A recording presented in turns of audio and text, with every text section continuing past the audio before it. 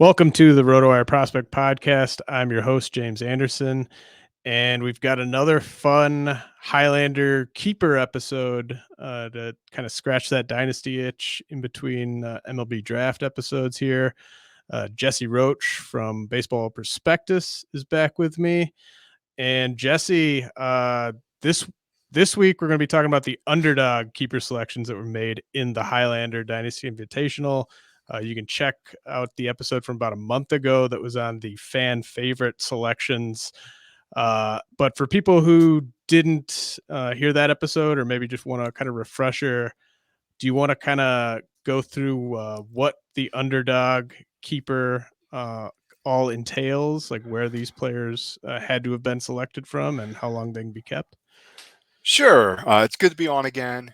Always a fan of the pod and being on the pod. It's great. And I know all the listeners are big fans as well. But the underdog designation in this league is a player who's been drafted in the 13th round or later in the startup draft. That's going to change in future years, but that's besides the point. That's what the designation is. And when you assign the designation to a player, you protect them from being poached in the three offseason drafts that other teams are permitted to poach players that are unprotected from your roster. So this basically, is a player you're committing to for 3 years. And there's also there's some difficulty in terms of trading these players. There are trade restrictions. You only can trade an underdog for another underdog in the same year. And then if you do make a trade, there are other penalties. So these are players you're basically pot committed to. Granted, these are players after a 13th round or later, so they're not like the stars necessarily, but maybe they could be.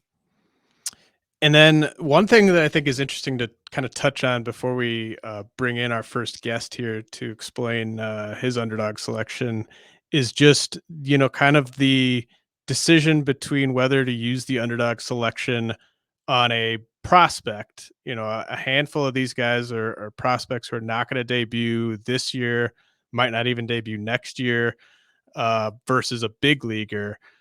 Because so like for instance, you select a prospect who's maybe 2 years away from the majors as your underdog.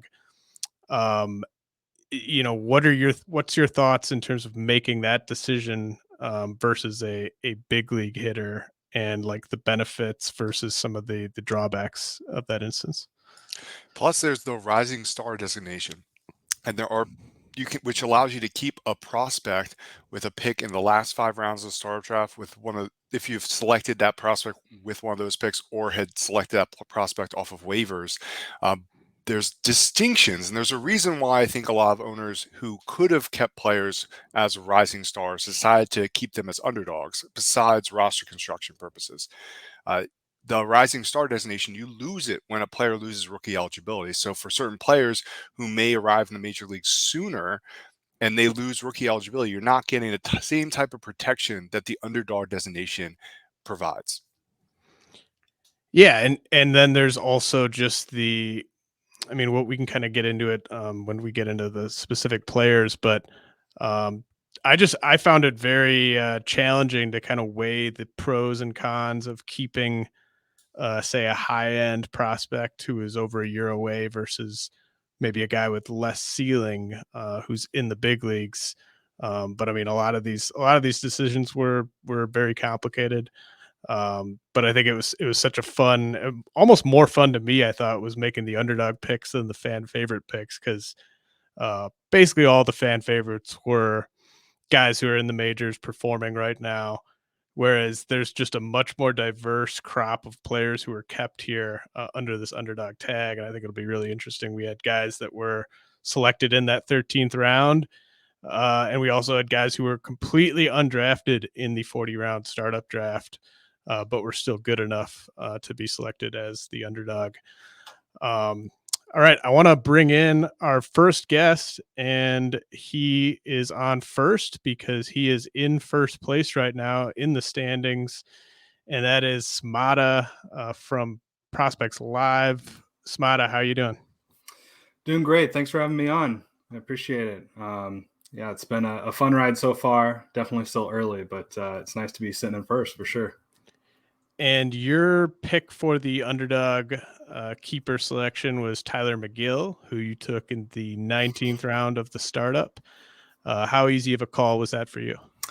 At the time, it was extremely easy. He had just come back off the IL, pitched on June 10th, and showed his velocity, was back. June 15th was our designation date. And then June 16th, he was back on the IL. So that's where we are there. I still don't know if I'd change that pick, even given the IL, re-enter in there. But at the point that I had, let's see, when we had first drafted, we knew about these designations and where the rounds were ahead of time, right? And so 13th round rolls around, and I was thinking prospect at the time of the draft, and I had taken Kobe Mayo in the 13th round, and then Orelvis Martinez in the 14th. So I was thinking, one of those guys would maintain eligibility, or not eligibility, but maintain their high-end prospect status. And what has ended up happening is Orelvis, I still have on my team, has shown a couple warts, but and hasn't been the player that I was hoping he would be at this point in the year. So it wasn't quite enough to pick him over McGill for me. And then I'd actually traded Kobe Mayo and along with him Gunnar Henderson, who I took many rounds later, who I definitely would have considered at this pick had I still had him. And Smata, I've played in dynasty leagues with you before. It seems, at least from my experience, you always try to win in year one. Is that the case? And I take it that was the case this time around as well. Yeah, it definitely was. In most of my experiences, the prospect prices are a little bit higher than I'd like to pay in the draft. I don't necessarily go into the draft saying, hey, I'm going to push all in year one, but after the first few rounds, if my team is shaping up to be a team that is going to push for a year one victory, then I am going to push all my chips in for the most part during the draft. I did, sprinkle in some of those higher end prospects in the beginning, but I did know that there was a good chance I would trade them and use them to solidify the needs that I had, given, whatever those needs may be. Because, in the startup draft, you never know, are you going to need saves? Are you going to need starting pitchers that are going down, or whatever it might be, right? So, that's kind of where it just kind of shaped up with this draft. And then I think the extra also, the different keepers and designations and potential to lose players, I think has really kind of shifted. And we've seen it in the value of prospects a little bit in this league, but it's shifted a lot more towards MLB players having a bit more value. And that's kind of where my head was at too. Yeah, I also think just the way in which roster construction works in this league, with so many hitters in particular that need to be active for your active roster, and that there's an incentive for teams to field competitive teams and try to accumulate as many plate appearances and batters faced as possible for purposes of draft position. So there's more major league players rostered than you'd ever see in a typical 20-team league. So as a result, there's less prospects rostered. So while this is a deep league with a lot of very knowledgeable owners, 800 player rosters plus IL, there's probably, I haven't counted, but I would imagine there's probably about 200 prospects rostered. About 10 a team is my guess on average. So it's not necessarily the deepest prospect pool that's on rosters in this league. And I think your approach was obviously very good. You're in first place. For our listeners, like the Gunnar Henderson trade, people hear the name Gunnar Henderson, especially with how well he's been doing this year up to AAA. Potentially going to be a top 10 prospect very soon, I imagine, on some people's lists. And you traded Gunnar Henderson, Kobe Mayo, and Cole Calhoun for Starling Marte and Wade Miley. That trade was May 13th. You're obviously pushing all in. Marte is a guy that can help lock in some stolen bases for you, average, give you a touch of pop too. How are you feeling about that trade now? Yeah, it's definitely a tough one. Giving up Gunnar was tough at the time, and it's even harder to stomach a little bit as he's been moved up to AAA. And it's just overall he's been great this year. But Yeah, again, just given where I was, I mean, if you're not going to push all in, and if you're trying to win and not pushing all in, then you're kind of doing yourself a disservice. And so, had I waited a little bit, maybe I could have gotten a better return than Starling. But again, that stolen bases is still a need. I just traded for John Birdie. So yeah, it's just part of it, and kind of having that year one focus. I don't necessarily regret it, but yeah, it's definitely hard to see. Samata, you could gain about, I don't know, 8 or 9 standings points in stolen bases with like a big month. It kind of looks like in that category. And now you have Marte, you have Birdie. How good are you feeling in terms of just your standing right now as we kind of go towards the second half of the season? Definitely feeling good. The stolen base upside is there. I've Yelich too.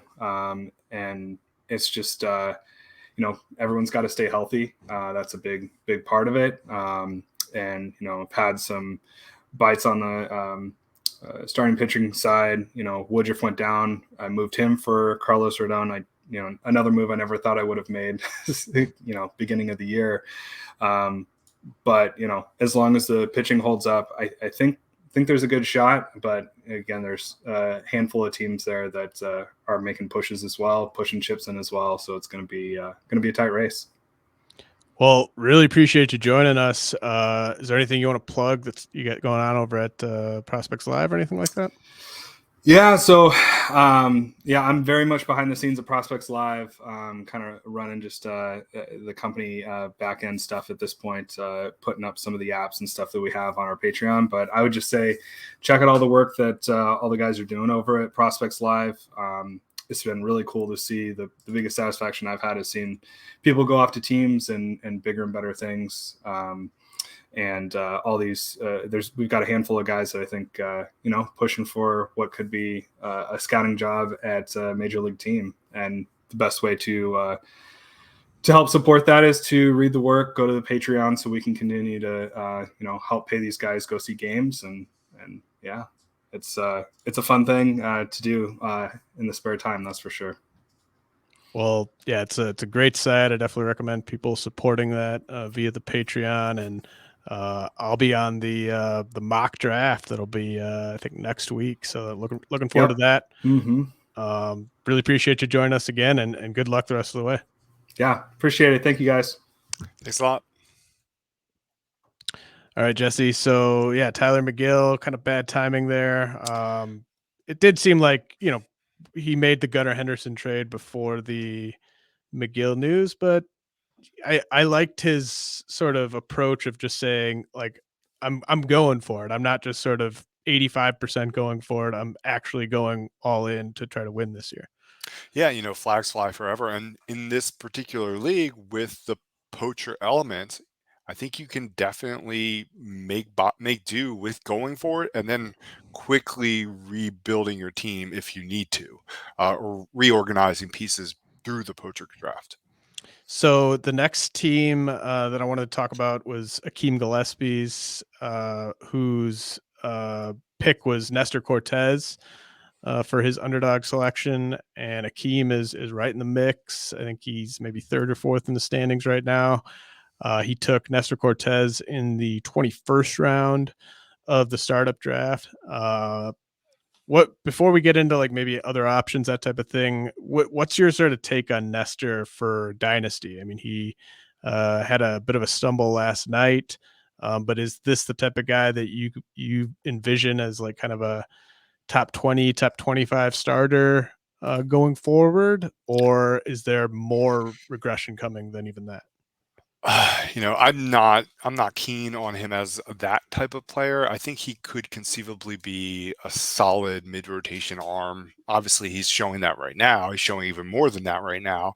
It's hard for me to get fully behind a player who relies so heavily on deception when his raw stuff just doesn't stand out in any way, shape, or form, really. He's not like the fastball. While it has nice carry, it has very poor extension. I mean, he's not a big guy, and the deception is really what's driving a lot of his success. And I question how much he can carry that success forward.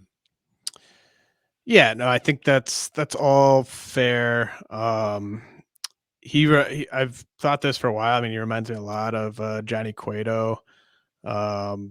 Cueto probably had, Pete Cueto probably had better stuff than Cortez. So it's a fine line when you're relying on deception like that. I think just kind of glancing at Akeem's team, it looks like to me his next best option would have been Vinny Pasquantino, who he took on the 17th. Would you have gone that route over Nestor? Probably not. I'm probably lower on Pasquantino than most people are for what it's worth. A lot of we're seeing an older player dominate AAA. He's 24 years old. He's a perfectly fine defensive first baseman, but he's very much limited there.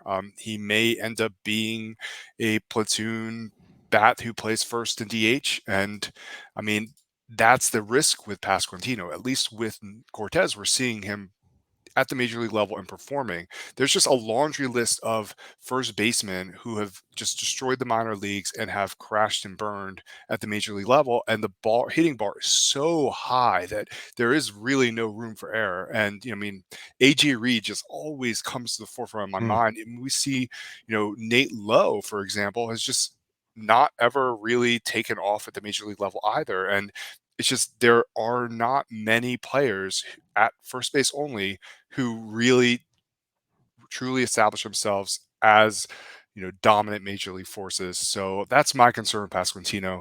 But yeah, I mean Cortez is perfectly fine. He's producing now. He's 27 years old, so he'll have him locked up until his age 30 season. So I mean, any plays for the Yankees on a team that is one of the best, is the best team in baseball right now. He's going to hopefully get wins, give Akeem ERA, whip, give him those nice rate stats. Even if I don't really think the strikeouts are going to necessarily be there long term, the rate stats probably will back up. I still think he'll be solid. It's a safe-ish selection in my opinion. Yeah, and I mean my preference for this pick, the underdog pick, was trying to get a big leaguer who, I'm looking at big leaguers who I trust a little bit going forward, who are kind of in their mid-20s. I think that's if you can do that, that's the sweet spot. And then, without that option, you're going to be looking at prospects or something else. The next team I wanted to talk about was the team of the Itch. And the Itch selected Christopher Morel, who's one of two undrafted players to be given the underdog tag. And this was actually a funny one because he made a last second switch. He had originally declared Tony Gonsolin, I believe, as his underdog, and then switched it to Morel before the deadline. What were your thoughts on that selection? I applaud his boldness. Morel obviously has been a dominant force so far in the major league level. 5 home runs, 7 stolen bases over his first 33 games. I mean, that type of power and speed is hard to come by. And locking it up over a 3-year period is fantastic. Morel's just 22 years old. He may just be scratching the surface of what his ultimate potential is. There is legit power and speed for Morel. There always has been. I mean, it's plus raw, plus speed, 93rd percentile sprint speed this year. I mean, he's stealing bases at the major league level. That's the biggest thing, right? Opportunity, aggression, instincts, they're all there for Morel, and he's hitting leadoff for the Cubs. I do think there's going to be regression. I mean, it's hard not to see it, or at least believe it. There's serious swing and miss in his game, and there always has been. If how he's able to kind of, maintain his production while managing his swing and miss is going to be key moving forward. His whiff rate already this year is 34.3%, and it's climbing. But his approach has, I think, helped weather the storm a little bit. And, I imagine that Major League Arms are going to adjust. And once they adjust, it's going to be about whether he can adjust back. And I really like the pick in a lot of ways because, again, bats in this league are hard to come by, and getting a bat like Morel, who's going to have multi-position eligibility likely, who's young, who's plays for his favorite team, and I think that was a motivating factor for this pick. That's definitely worth the gamble. I think I kind of like the idea of shooting for high upside with this pick, even if you miss. I mean, it hurts to miss a pick like this, but it's not nearly as big of a hurt as like the fan favorite. Yeah, I mean, the nice thing about this league, and you touched on this a couple times, with just how many hitters have to be started. Like even if Morel is sort of only Adolis Garcia or something like that, like he's still someone that you're very happily running out there every week, right? And Yep. a guy that can impact multiple categories. Do you have any? Do you look at a guy differently when they make the jump over AAA and have success like Morel did? Like, does that give you a little bit more? And another guy that kind of comes to mind like this is Ezequiel Duran, who got off to a good start, has kind of slowed down a little bit, but like, is there sort of more margin for error in terms of their production in the big leagues when you factor in that they weren't at AAA, or do you just kind of evaluate all the hitters the same, whether or not they came from AA or AAA? I don't really. I think you're going to see this more and more often at the major league level. Teams just jumping players from AA to the major leagues. I don't think that the gap between AA and AAA is nearly as large as it used to be. I do think there's a gap, but it's tiny now. I mean, there are definitely very high quality arms, some arms that have excellent command in AAA, but there's also a lot of like org depth. Like that's where org depth goes to die in AAA. I think you're going to see a lot more talent pitching wise in AA, but it thins a lot quicker than it would in AAA. So I don't. It's not a huge issue for me. It doesn't really move the needle any which way. I think that part of the reason why Morel got the opportunity for the Cubs was because he's on the 40-man roster and performing, of course, in AA. So at the time, and similarly with Duran too.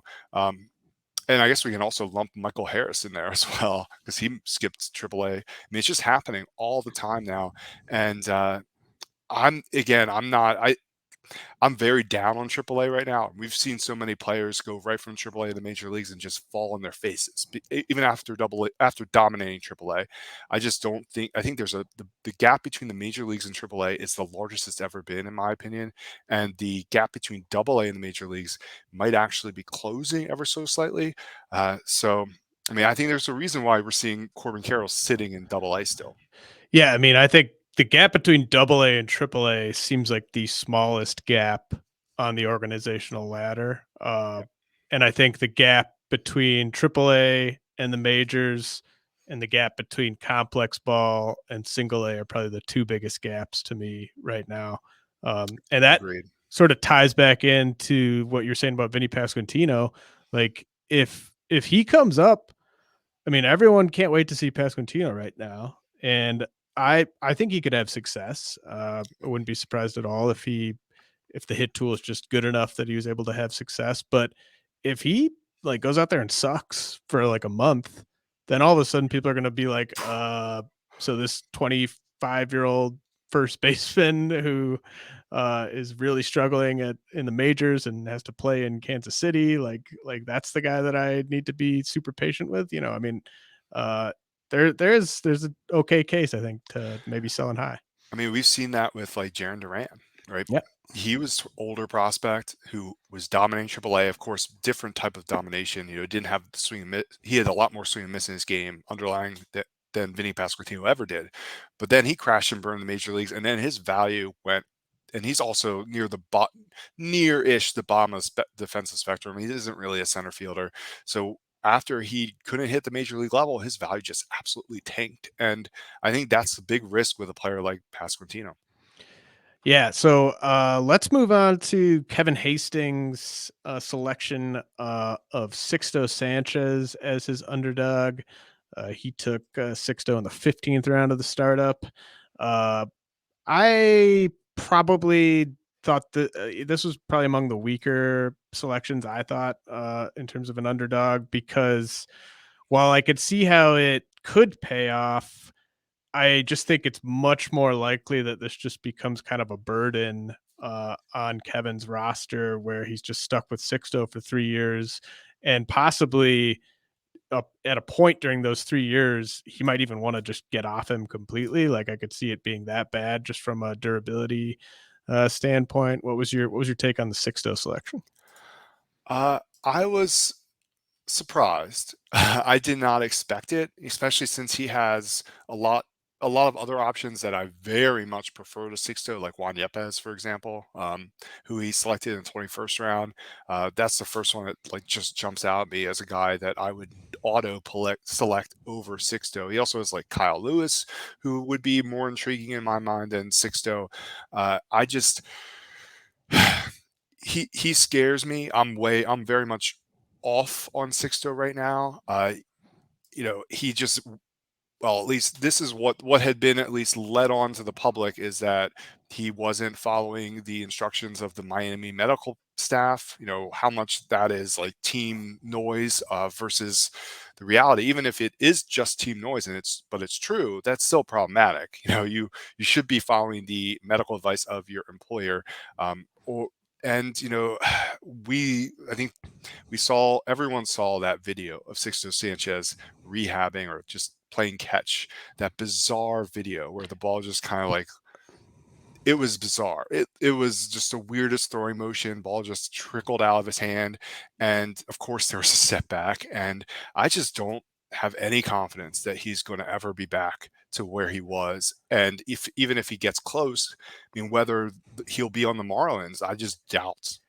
Yeah, I mean, Craig Mish came on the podcast a couple months ago and like told me that Sixto was the one who released that video, which was even the crazier to me. Like, I was just like, there's no way he would want that image getting out there, because you can't unsee that. It's so weird. I don't know um, what happened there. Yeah. But yeah, I mean, I would have probably gone with I mean, you mentioned you would have gone with Yepes. I mean, I would have even kept like Hunter Renfroe or Garrett Cooper over Sixto there. But it could work out, right? Good.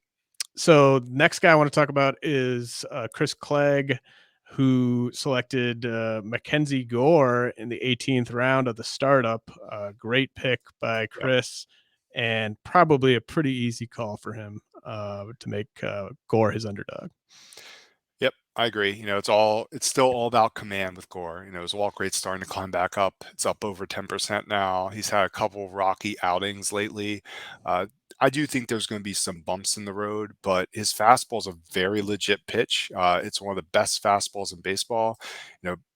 Prior to these last couple outings, it was actually the best fastball in baseball by run value. And I mean, it's a 95-mile-an-hour fastball from left side with great shape. And, if he can command it and work on developing his secondaries, which have not, none of them really truly stand out as legitimate, bat missing offerings in my mind, except for maybe his changeup, which he very seldom uses, and it has gotten lit up this year at the major league level when it isn't missing bats. If he can figure that out, those secondaries, I think he legitimately still has that type of the upside that we saw in him several years ago before the command just fell apart. Where would Gore rank for you among all pitching prospects if he were still eligible? He'd be ranked third for me. I know that we have like different, I guess, rankings of pitching prospects, but I would have Boz first, Grayson Rodriguez second, and then Gore third. Just because he's up in the major leagues producing. I think if you're looking at it from a real life perspective, I probably wouldn't rank him third, but for fantasy purposes, I definitely would have him in that range. Yeah. I mean, I think it's maybe his value peaked like 2 or 3 weeks ago, but I think he's absolutely right there with those guys because he is up having success. I probably would take Boz over him at this point, but I might even take him ahead of Grayson, especially if I were contending in Dynasty. Yeah. Okay. Let's see here. We've got a little bit more time before our next guest comes on. let's see. Maybe let's talk about Chris from Baseball Pods. He was the first person to submit his underdog keeper, and that was Taylor Ward, who he selected in the 35th round. And I got to be completely honest, like I do a decent amount of 50 round draft and holds during the winter, and obviously do dynasty rankings and play in dynasty. And I didn't spend any time this offseason turning over stones on Taylor Ward. So this was a complete blind spot for me coming into the year. Yeah, I mean, going into the season, that outfield looked like it was completely blocked for Ward. I mean, there was Trout, Adele, Marsh, and Upton at the time. And I mean, where was the avenue to playing time? He definitely has always kind of flashed some skill at the major league level, especially last year. He started to actually perform. He for a long time was trending like as a quad A player who just absolutely just crushes triple A, but just can't really find his footing at the major league level. But I mean, we've seen what he's doing this year. I would say that he's not likely to continue to hit over 300 and have a 570 slugging percentage. And since he's returned from his latest injury, he's starting to like fall back down to earth a little bit. But I mean, there is legit pop, not a boatload, not like crazy, double plus power or anything, but it's, I think, healthily above average raw. And, he's gets to a lot of it in games. And he has a fantastic approach. He's always had a very good approach, but, he's actually been even more patient this year than ever before. His swing rate is just 37% this year. I think a lot of the same things I said about some of the other players, I think that there's a chance that the league adjusts to Ward, and especially his passivity, his passive approach, and how he adjusts back to that will determine, I think, his full upside. But I think there's a sneaky like 260, 270 hitter with 20, 25 home run power here. Yeah, I think I had to do my update to the dynasty rankings. I think I like submitted it basically right before Ward sort of started cooling off, and so just an impossible guy to rank for dynasty like after 2 months, right? Like you just want so much more data. Where'd you end up going with him? Like in the 50 to 100 range. For OBP. OBP, yeah. I don't know. I honestly like. Like everything that you would look for in terms of like, is regression coming? Like, is this BS? Like he checks a ton of the boxes. Obviously, the league still has time to adjust to him, but I don't know. It's just it could just have been a crazy 2 months, and then we look up next year in March and he's going at like pick 200 in redraft leagues or something like that. That could happen too. But I mean, if he's just hitting top third of this lineup with Trout and Ohtani and getting on base at like a 350, 360 clip, I mean, I think there could be a lot of good there. I think that's a very realistic expectation too. And so, yeah, I think in OBP, I would probably pump Ward up into the top 100. I think I have to look at where I ranked him, but I ranked him around like 150, I think, 130, 150 for just standard 5x5. So he definitely is a player who gets a boost in OBP. I mean, part of it's approach base. He is just incredibly patient. One of the more patient players in baseball. How long that he maintains that, we'll see. But he's always been pretty patient, and he's always yeah,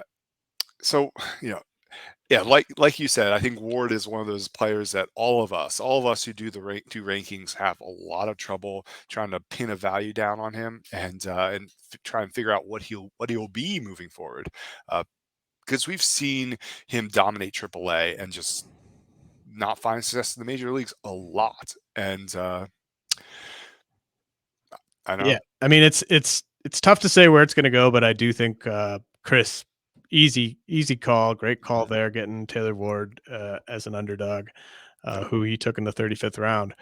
All right, our next guest is a second guest from Prospects Live, Eddie Almaguer. How you doing, Eddie?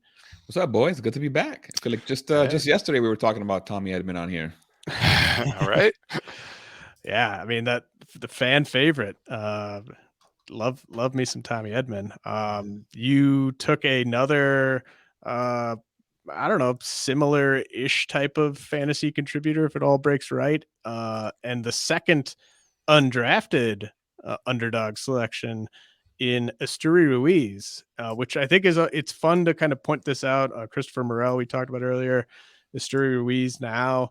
Like, this is how big of breakouts these guys have had this year, where they went completely undrafted in a 20-team, 40-round dynasty startup draft.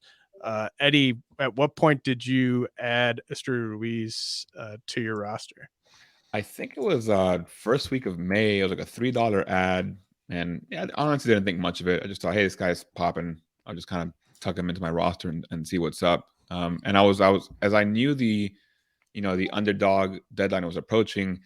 I got to be honest, Tommy Edman, I lucked out with him. He was a pretty easy fan favorite call. I was struggling hard with this underdog, and I was weighing 5 different players. I think it was Ruiz, DL Hall, Kyle Harrison, Brendan Donovan, even Hunter Dozier, right? No one really popped for me in those later rounds, to be honest. But ultimately, I went with Ruiz for a couple of reasons. One, the proximity. He's right there. I'm still trying to gun for it, either win this year, and if not, certainly go back into the fold next year. So his proximity helped. I figure, I don't buy the power at the level that he's showing right now.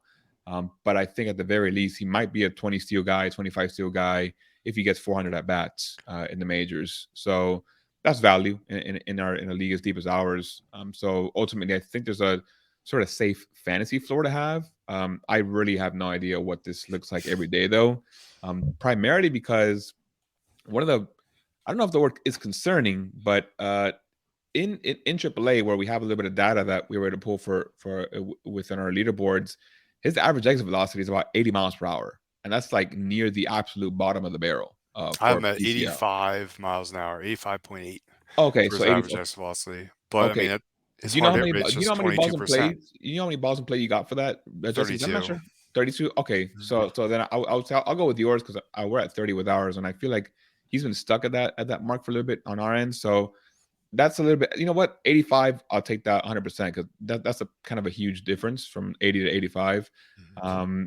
Ultimately, though, I'd be curious to hear what your take, guys, is on Ruiz. To me, I've been saying, okay, if I can get in a typical season 250, 10 home runs, 25 steals, I'm happy. The upside he's showing right now has got people salivating. I don't know if he's going to hit that, but that's kind of where I'm going with it. And it's risky. I didn't love choosing a prospect as an underdog, but I felt like if I'm going to choose one, give one with upside. It's kind of what I went with.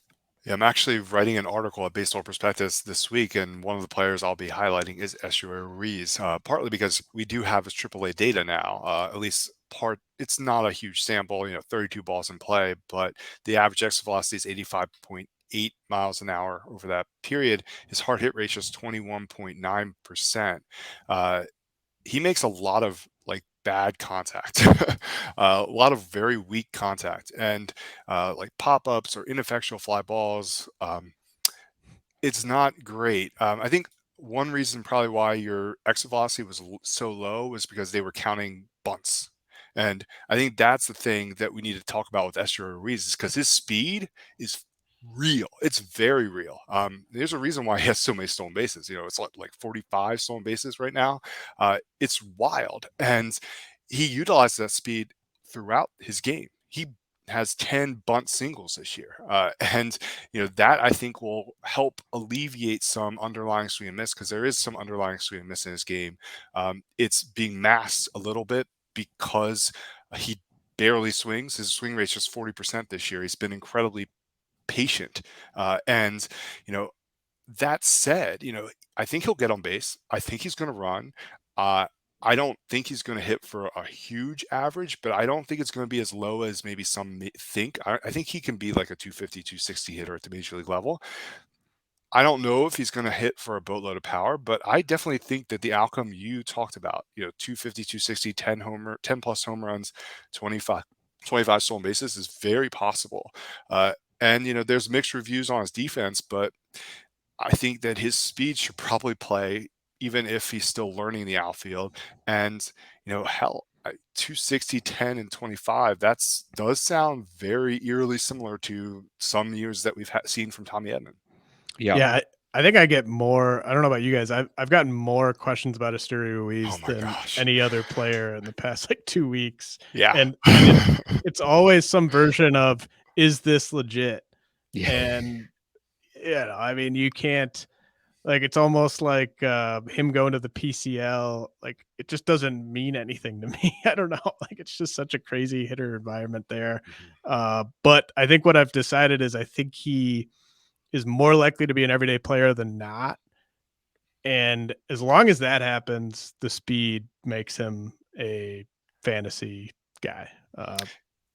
Yeah, I mean, I think there is some pop there. I mean, even though his average exit velocity doesn't jump off the page, and take this with a heavy grain of salt, but in Albuquerque, which is 5,000 plus feet above sea level, he did hit a ball 444 feet. So, I mean, yeah, it's obviously aided a bit by the air there, but he does have some pop, and he does lift. That's a good thing. He lifts. So I think he'll get some more home run power than he probably actually has in terms of raw. If you know, I don't know if I don't really want to say that his game is necessarily going to play above his raw, but I think that there's going to be sneaky home run specific power in that bat. But I think the quality of his contact and that swing and miss is going to be a heavy weight on, I guess how effective he'll actually be and how much average he'll provide, how much on base ability he'll provide. Given real quick, I'll pick your guys' brain real quick. Given the guys I was mulling over, would you have gone with Ruiz or gone with someone else? So again, it was D.L. Hall, Kyle Harrison, Ruiz, Brendan Donovan, and Hunter Dozier, knowing that we also have the rising star down the line for those prospects. I definitely understand why you would be wary of taking someone like DL Hall or Kyle Harrison with this pick. Pitching prospects, right? There's no such thing. So, and we've seen DL Hall have bouts of injuries over the years. He'll probably arrive this year at some point and probably flash crazy stuff because he has crazy loud stuff. But the command is still a question, and I still have concerns about his health. And I mean, Kyle Harrison, he's really popping. He's hit a little bit of a speed bump in AA, but he's still so young. I think he's very much a legit left-handed arm. The emergence of his changeup has really made him, I think, a complete pitcher. He would have been, I think, the player I would have been most tempted by. But I think that for the purposes of this designation, I actually think Ruiz is the better pick, even though I do actually I rank Harrison higher than Ruiz. I would take Ruiz with this pick because of his proximity. Yeah, I would have, in any way possible, just getting a big league hitter who, when this kicks in next year, Ruiz will be a big league hitter. Just a big league hitter kind of in this age range was by far the best way to go, I felt, with this underdog selection. So I would have done the same thing.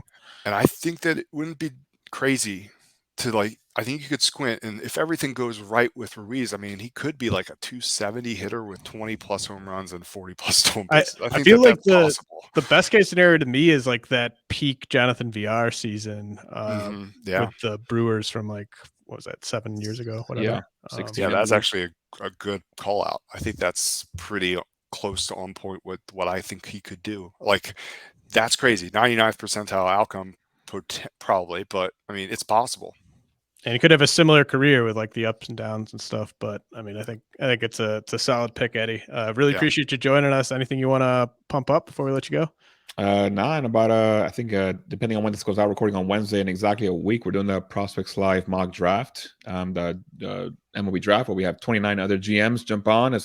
We're doing only the first round this year, but James, you're representing the Brewers, so excited to have you back once again. And just tune in if you're a fan of the draft, or even kind of getting into the FYPD mode, start getting to know some of these names that you're gonna be hearing about very soon. Absolutely, man. Well, have a good rest of your day, dude. All right, boys. Thanks, Eddie. All right, now we're going to try to add Jeff Ponce to the stream. He said he's at a ballpark with bad service, so we'll see how this goes. Hey, Jeff, we are coming to you. Can you hear us? I don't know. I told him we'd be going to him, and he's there, but he does not have a image, so maybe I'll just let him know that we couldn't hear him. But Jesse, do you want to let's touch on your pick, Sure. Ezequiel Tovar, who was a 36th round selection, and you had the choice. Basically, you could do Tovar as an underdog, or you could do Tovar as a rising star. Do you want to kind of go into the thought process there? Yeah, I kind of alluded to it earlier. I was concerned that I do think Tovar arrives soon. I think I wouldn't say he's going to arrive this year, but I think he'll arrive early next year. And I think he exceeds rookie eligibility next year. And if I had designated him as a rising star, as soon as he exceeded rookie eligibility, I would have had to replace him with someone else, and he would have been exposed to a poacher draft the next year. So this was me being able to protect him from being poached for a longer period of time, basically. And I really do think he was by far my best option. There are a couple other actual prospects that I can also take as rising stars that I was considering. Mason Wynn, for example, was a player I was considering. But I think Tovar is on the 40-man roster. He's going to arrive and hit in Coors Field. I think the one thing that I saw this offseason with Tovar that I saw analysts do throughout the industry say they were downplaying his power all offseason, despite the fact he was flashing. Even though he crashed and burned in the AFL, he was flashing that power, and he flashed that power last year. There's legit pop in the bat. He often will get exit velocities over 110 miles an hour. It's, I think, very comfortably above average raw power, maybe potentially plus raw power here. And obviously he's getting to a lot of that in games right now. He's hitting 318, 394, 562 with 13 homers and 16 stolen bases. But the biggest thing with Tovar this year is his approach has just dramatically changed. He's showing a lot more plate discipline. It's not just that he's not swinging as much, which was crazy. I mean, last year's swing rate was over 60%. That's just like untenable but you'll often see that for prospects in A ball. But this year, swing rate's down. He's specifically not chasing like breaking balls out of the zone, not nearly as much. That said, there is definitely underlying swing and miss there. And I think the funny thing is that maybe that's the weakest part of his game is his hit tool.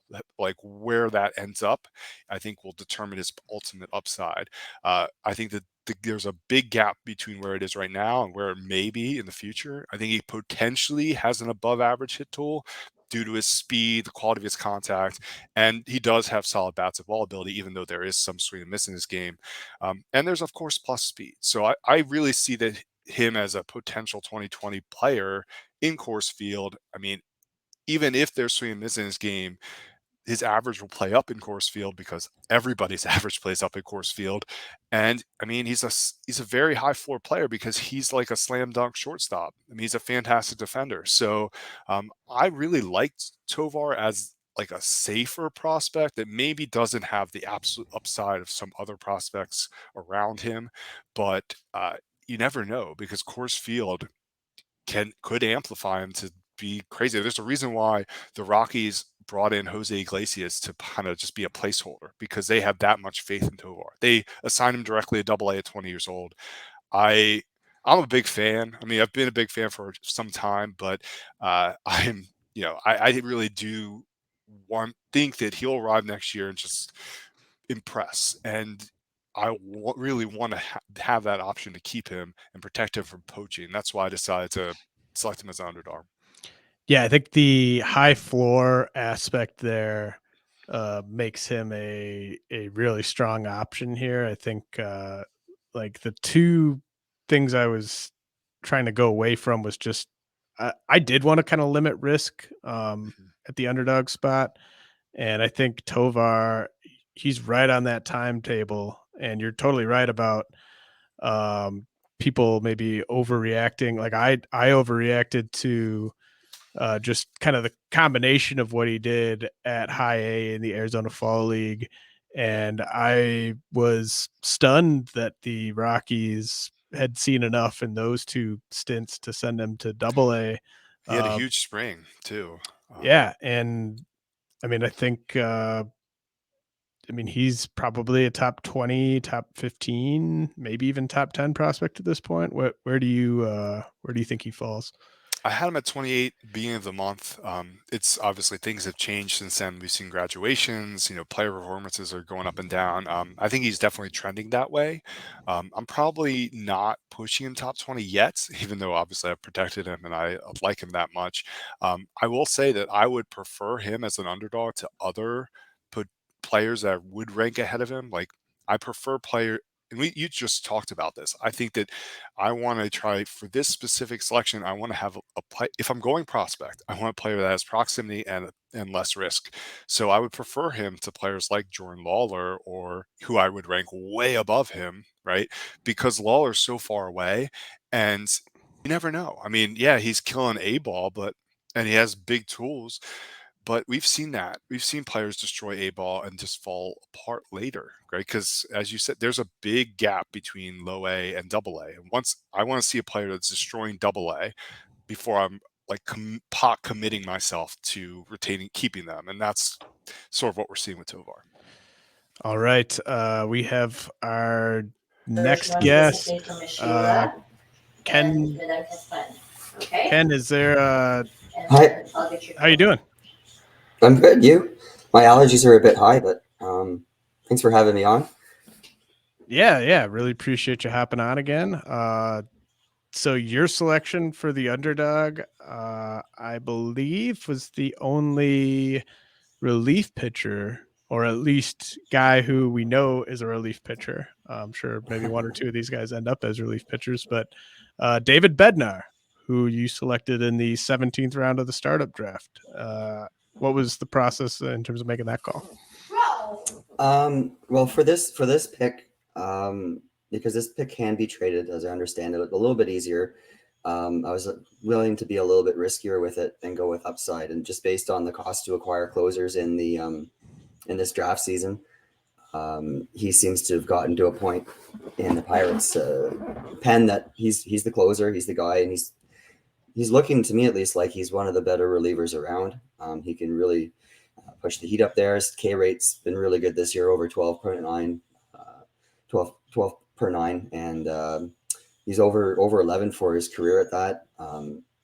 He's also started to go 2 innings at a time. So in the last 2 months, he's gone at least 2 innings 6 times, which is quite attractive to me. Low whip, and he offers three pitches for a closer, which is a little bit rare. Obviously, his fastball is used the most, and it's a really, really good fastball with some pretty good movement. But he also has a curve that he gets good whiffs on, and also a split finger that he also gets really good whiffs on. And I was a bit surprised to see that he's reduced the usage of that pitch this year a little bit, even though he's getting more Ks with it than he did last year, more whiffs. Ken, is, with Bednar, I think there's at least going to be a lot of teams coming to call with the Pirates ahead of the deadline to see what it would take to pry him loose. Would you view a trade as a good thing or a bad thing without necessarily knowing where he's going to go? I did read a little bit on that, and I found some stuff on some Pirates fan sites saying what would make sense to actually do that. Why the rest of the pen isn't strong enough to put up a closer like this, and if they want to eventually become competitive, I think they're closer than people might think. Why would it make sense to actually trade him? And I also think he's good enough that if he's traded to a team that needs a closer, and there are going to be some teams competing for the playoffs that don't have a top flight closer, that he could still become that closer. But like I said, I was a little bit more willing to take on some risk with this pick, with the upside that I could have at least a top 10 closer on my hands for a number of years.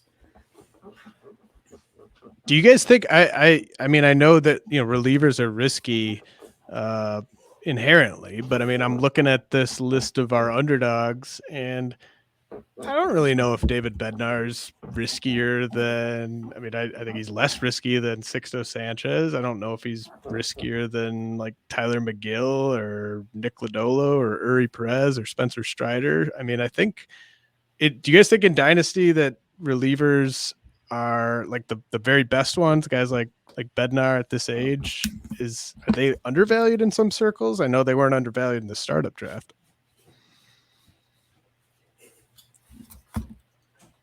Sorry, I can't hear Jesse. Jesse, I think you might be muted. I'm muted. All right, my bad. I think the problem is that reliever value it fluctuates so much. So when they are actually have secure roles, yes, they're often undervalued because you can't presume that they are going to be a closer next year or even in like a month. And that's my thing is they're always going to be riskier than anybody. Even Josh Hader is not like a automatic closer. I don't think he is. And that scares me. Like, what if Hader has like a rough month and like he gets dealt because for some reason and all of a sudden he's a lefty arm kind of thing. I'm very much scared of closers. I probably undervalue them for that purpose, but we just seen too many closers that were elite go through rough times, struggle, get removed from the role. And it's frightening.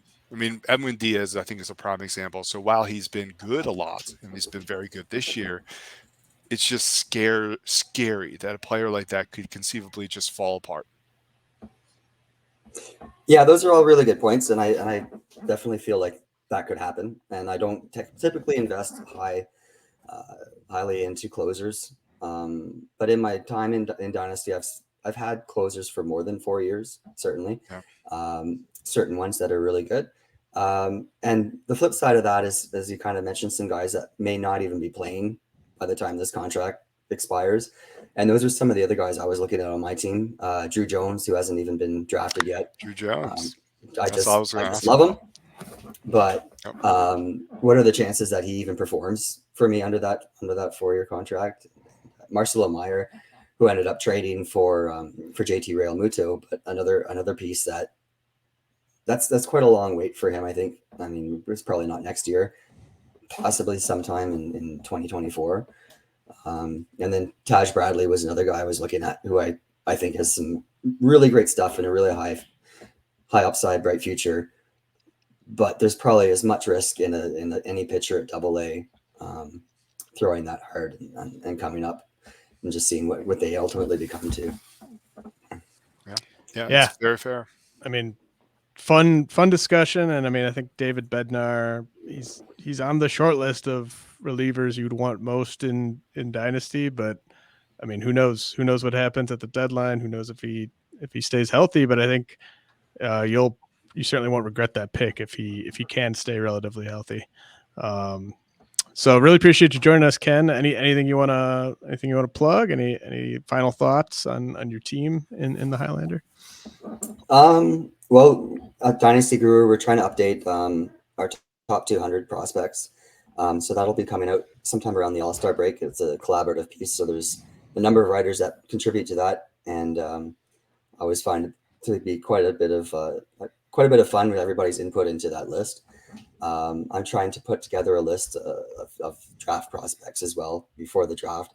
I don't get as many views as many looks at those players before as some of the other people in the industry, but I do put quite a bit of time into those lists. So that's something I'm working on now. Awesome, man. Well, really appreciate it, and have a good rest of your week. All right, thanks for having me on. Thanks a lot, Ken. All right, so we have another guest waiting, a little bit ahead of schedule, but I don't want to keep Drew waiting too much longer.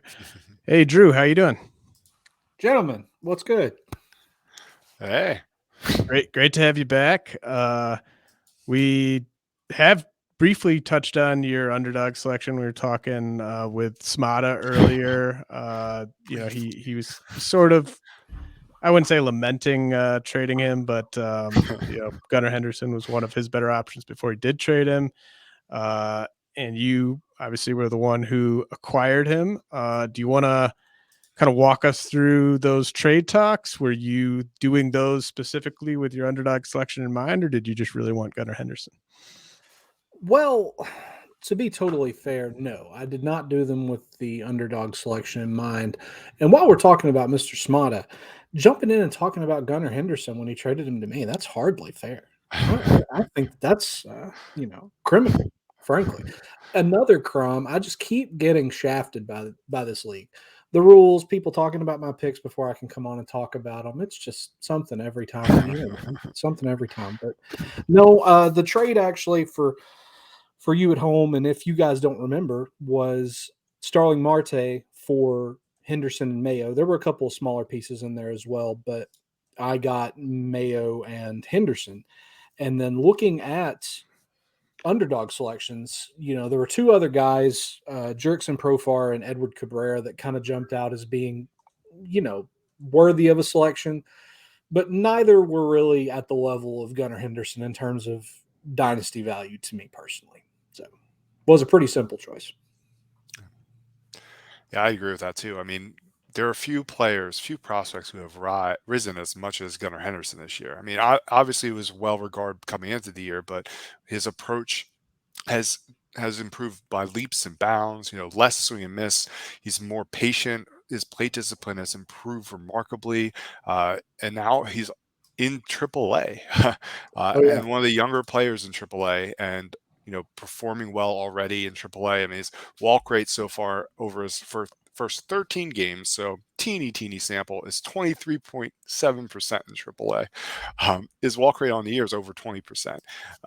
It's been a remarkable season for Gunnar Henderson, and I think there's a legitimate case to be made that he could develop into like a plus hitter with plus power that plays in games. And while he's not like a burner, he's always shown an aptitude for stealing bases. So, he has enough speed, I think, to steal base. So maybe double-digit stolen bases to go with it. So, yeah, I mean, and he's an Oriole. And, I have a soft spot in my heart for Orioles. So I'm hoping for the best in the organization. He's not going to be the type of Oriole that he's not going to be as impacted by the change in the wall because he's a left-handed bat, and left-handed bats thrive in Camden Yards. Exactly. Hey, that's a great way to say it, man. I had all of those notes written down. You ought to be named Smata for the way that you're talking about my guy. So I was looking for some particularly damning stats earlier today and cherry-picked these just to talk about with you guys. Can you tell me, over 2022, prospects that have a sub 18% K rate, a walk rate greater than 18, and an OPS of 970 or higher? Oh man, probably. That's right. It's only one. Gunnar Henderson. That's right. Well done. Yeah, I mean, he's cut his K rate almost in half at AA before he got called up. You kind of hit it with the plate discipline. He's walking more, taking strikes early in the count that are kind of off the outside of the zone. So he's being really selective with what pitches he can actually, do something with. And, like you said, I think his speed score today when I was looking was maybe like a 7.7. And if a 10 is the best, that's really good. Defense is solid. I mean, why isn't he a shortstop long-term? Fight me. The strikeouts are down. The offense is coming even more. The walks are there. The Orioles are going to be nasty. Hendo. Call it. Well, to me, the most interesting question with Gunnar is just, how much longer first of all, do you think he has any chance of coming up this year? I'll leave that to either of you. And then also just, if he just keeps doing close to what he's doing right now, I mean, would their hand be forced? I mean, because if he just stayed at AAA for the rest of the year and the stats kind of just stayed on this trajectory, he's going to be a top 5 prospect entering next year, and he's going to be getting drafted in like the top 200 in redraft leagues. Yeah, I think he's not coming up this year. I mean, there's no incentive for the Orioles to do that. But I do think that we could see similar hype with him and Corbin Carroll, as we did with like Julio Rodriguez and Bobby Witt Jr. Obviously, I don't think that Henderson's quite there from a tools perspective, but I do think he'll be there. Probably, hopefully, starting opening day with the Orioles next year. That would be my hope. I'd hope that the Orioles wouldn't do the cowardly thing and wait for 2 weeks, but you never know. Well said. Couldn't agree more. There's really no incentive for the Orioles to bring Hendo up this year, so I don't see it happening. I'd love to see it happen, but it's so unlikely, and it feels like it would be kind of counterproductive to their point. Yeah, I love the comparison with he and Carroll to Witt and J-Rod in the coming year. I think that's going to be I was actually telling my brother yesterday that if I had to pick a prospect that's not in it currently to be a top 5 prospect next year, it would be Henderson. So with you entirely, friends, with you entirely. Well, before we let you go, Drew, is there anything you want to promote? Yeah, totally. Thank you so much for asking. SP Streamer Elite memberships, $5 a month. My podcasting partner Peyton Skinner and I just released our top 100 prospect rankings to those members today. It is a long time coming. I forgot many guys, feel like a big idiot, but even still, I'm proud to have it done. Ranking prospects is challenging. Do not envy anybody that does it. Yep. That's cool. Got Command and Control coming up to talk about unheralded prospects at the end of the month. Really appreciate you guys having me on. Thank you so much. Absolutely. Have a good rest Thanks of a your lot, week, dude. Drew. Well, that was fun. Yeah. I mean, I think my counter to sort of what you guys were saying about Gunnar coming up is just what, like nothing to be gained by bringing him up. I guess technically, like just if you're just looking at it in terms of service time and stuff, but could a player like that stagnate? Could a player like that getting his feet wet against big league pitching this year prepare him to be a catalyst for the team next year if they want to push up over 75, 80 wins, like when they have Grayson Rodriguez on hand, Adley Rutschman fully adjusted to big league pitching? Like I could see some cases for bringing him up this year. Maybe, but you could also say that, well, you could use spring training as the opportunity to get his feet wet against, big league arms. And I don't know. I just, knowing the Orioles, having followed them for years and years and years, I think there's a very slim chance he arrives. It's very much a frugal organization that is just unlikely to let go of that extra year of service time lightly. I mean, I think that had Adley Rutschman not been injured, we probably would not have seen him on opening day for some reason. We weren't going to see Garrett or Grayson Rodriguez despite his domination in AAA prior to his injury. I don't think we would have seen him until, after the Super 2 at the very, I just don't. I think they're going to be very cautious with their prospects. This is a team that is getting built to be a competitive team soon, and they're going to want to try and maximize that contention window. So I think they're going to pump the brakes. Plus, Grayson Rodriguez, we mentioned that, whether he can be a shortstop or not, I think they're going to try and explore his defense as much as possible at AAA. He's actually seeing a little more time at shortstop this year in AAA. He had moved to be primarily a third baseman at AA, but so I don't know. I think there's a lot of reasons to keep him there. But I mean, if you're an Orioles fan, you have to be excited about what's coming.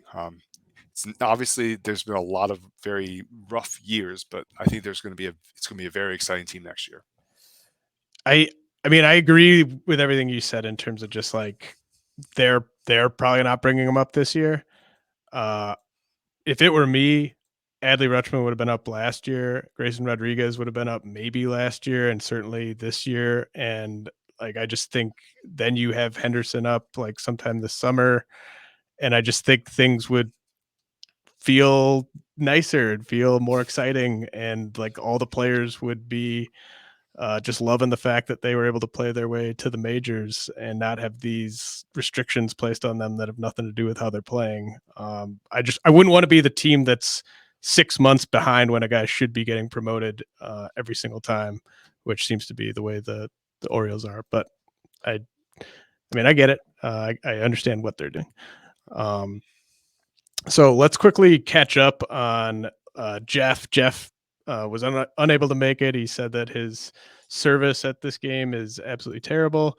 But he took Kyle Wright, who he took in the 26th round of the startup draft.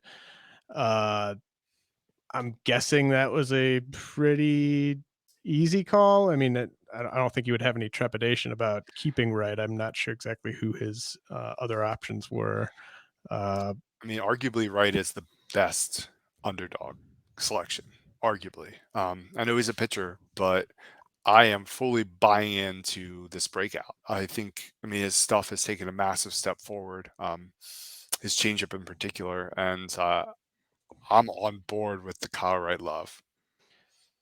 I love that. I love that you are looking at him as maybe the best. I mean, if you think he's the best underdog, and you're on board with the Kyle Wright love, are you viewing him as someone that could be an SP1 heading into drafts next year?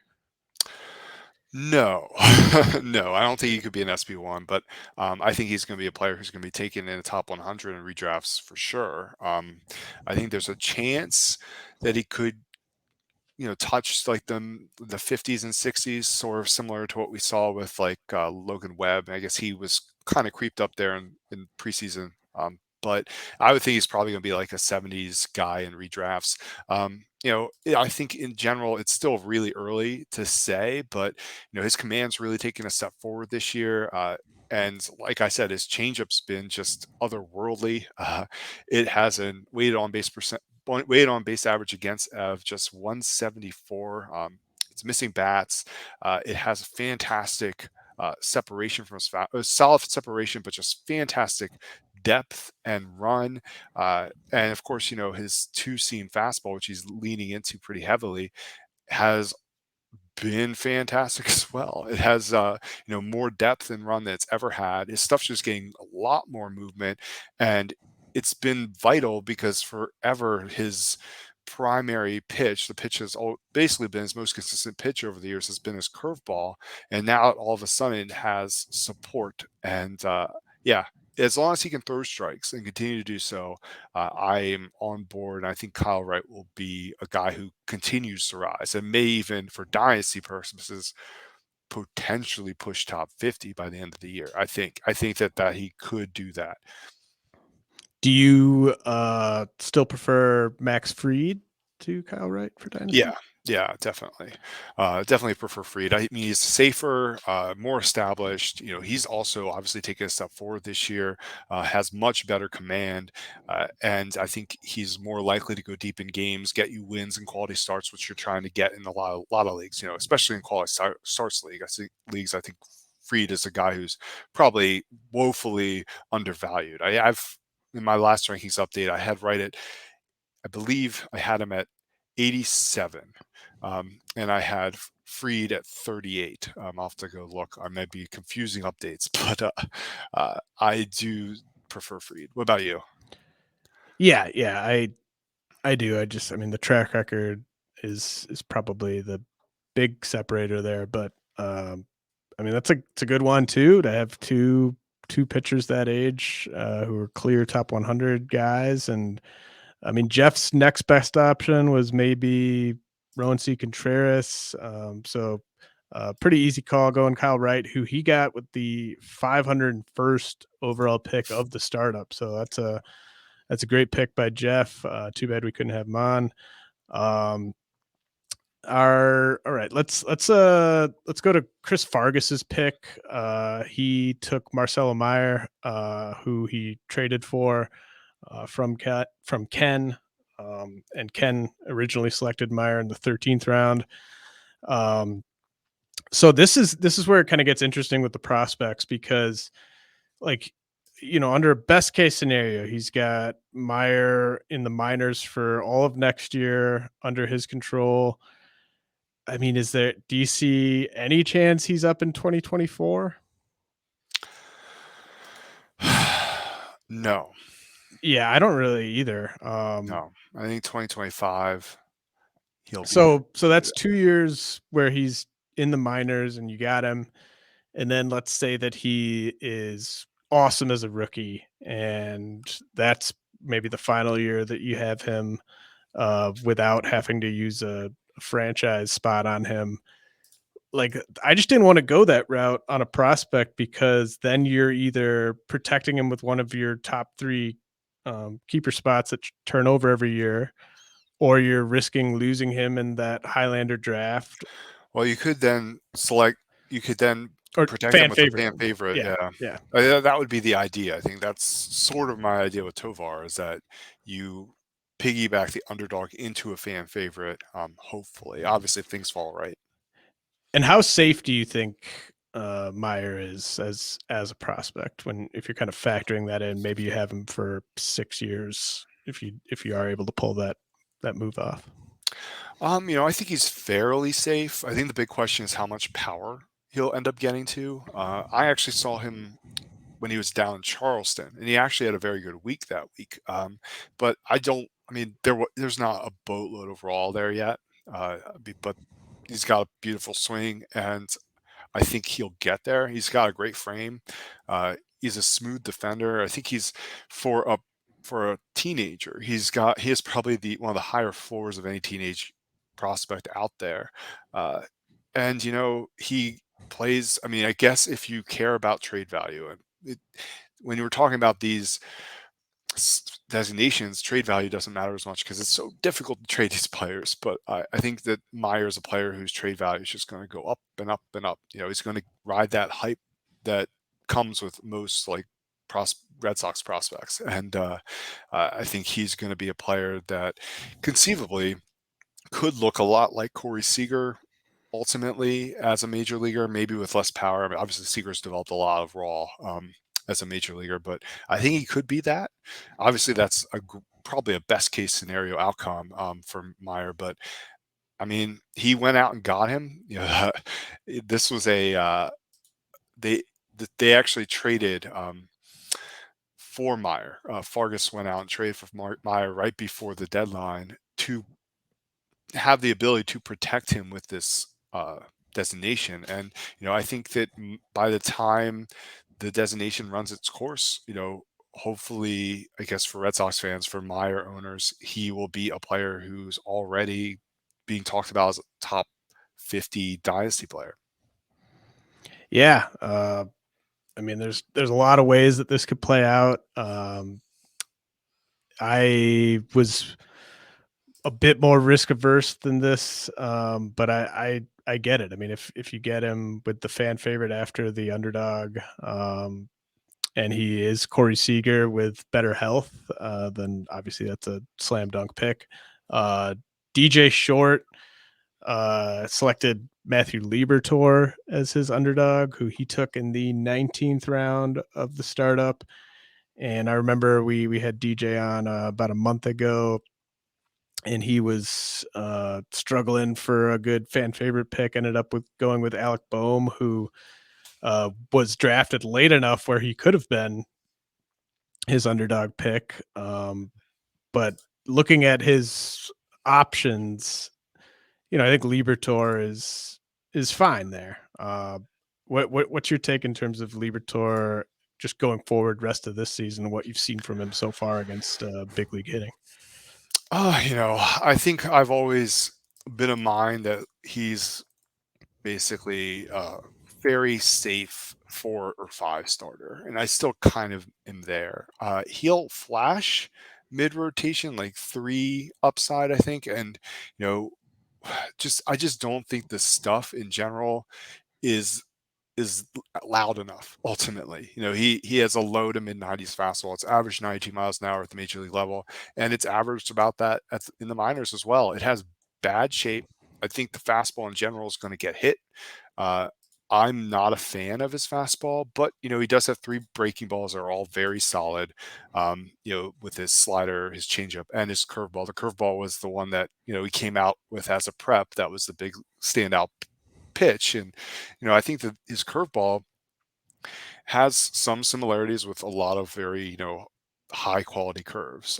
It's probably not a huge bat misser ultimately. It's a low low to mid 70s pitch with a lot of depth and movement, but I think at the major league level, it's not going to be a bat missing pitch. Ultimately, not many curves like this are bat missing pitches, but it has shades of like Rich Hill there. That's how good I think that curve could conceivably become.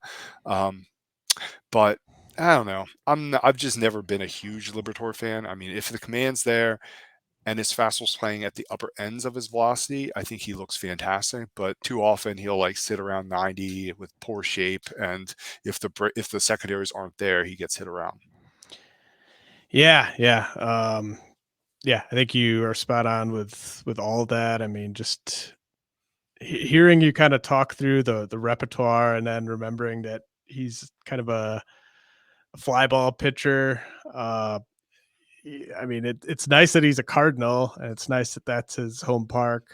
But there's definitely going to be some ups and downs, I think, with Liberatore.